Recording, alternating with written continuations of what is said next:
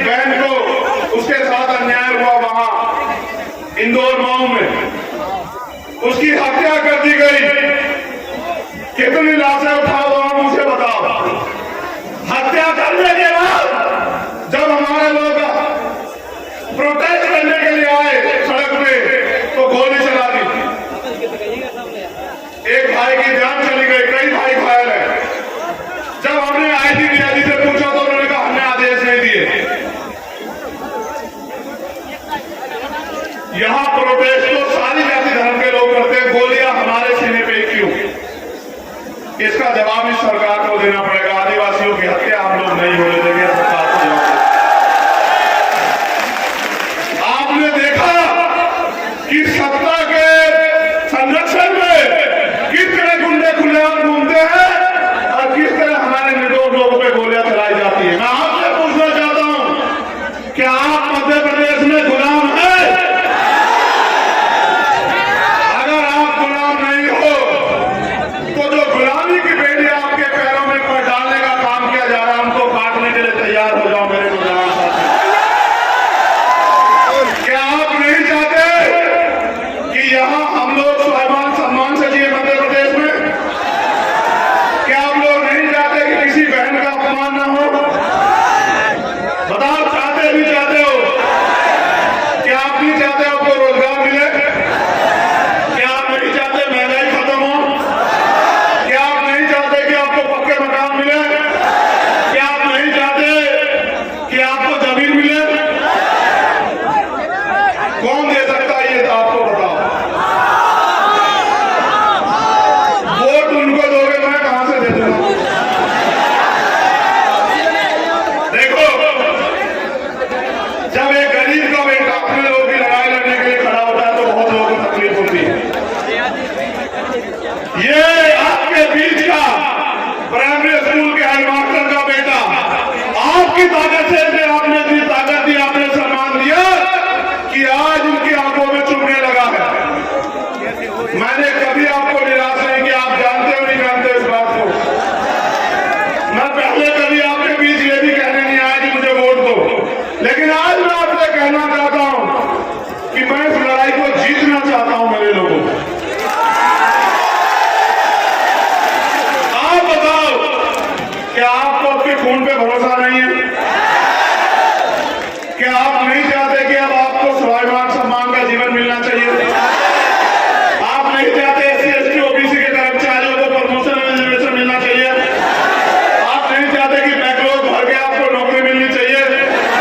क्या आप नहीं चाहते सरकारी ठेकों में आपको लाइसेंस, सरकारी ठेकों में आपको आरक्षण मिलकर आपको अवसर मिलने चाहिए? इसका एकमात्र रास्ता है जो माननीय काशीराम साहब ने दिखाया कि आपको बहुजन समाज में भाईचारा पैदा करके, जैसे मैंने इनसे कहा, आपको एक तो अपना दिल बड़ा करना पड़ेगा। जाति हमारे महापुरुषों ने तो नहीं बनाई, जाति हमें बांटने के लिए बनाई गई। हम इस बात को जानते हैं, मानते हैं।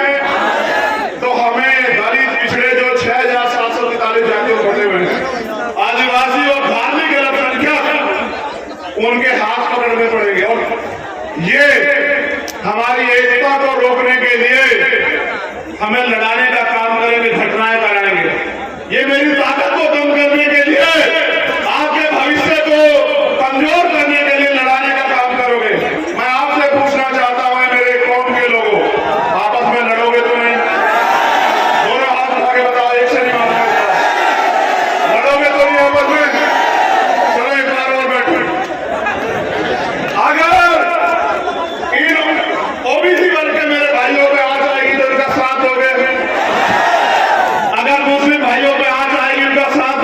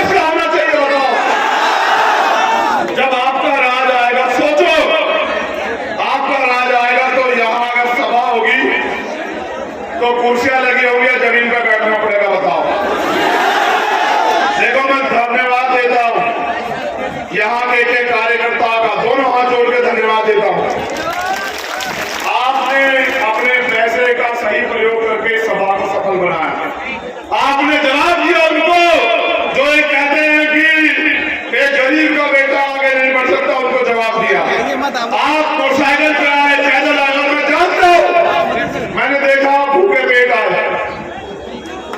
मैंने देखा भूखे पेट आए, मैंने देखा। आप इस जगह कम पड़ी है, आप अपने पैर में खड़े हो। मेरे खून का एक कतरा आपके सम्मान में हमेशा जारी रहेगा, इस बात को आप याद रखें। एक कहावत है पंजाब में, सुनोगे? सुनाऊं?